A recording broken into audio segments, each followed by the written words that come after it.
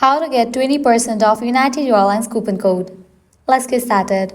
Launch your preferred browser. Here you're gonna find the search box, type in United Airlines coupon code and then search for it.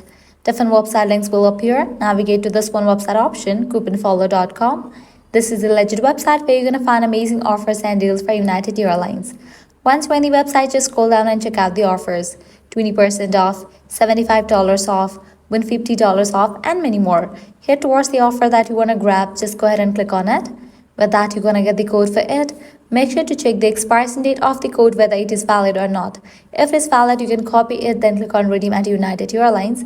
You will be directed to the official website of it.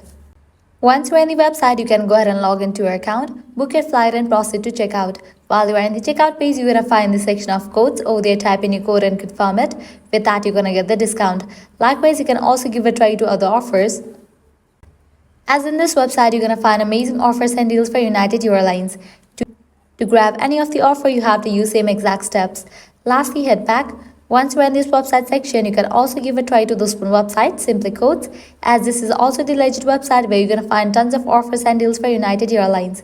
So this way you can easily get up to 20% off working coupon code for United Airlines.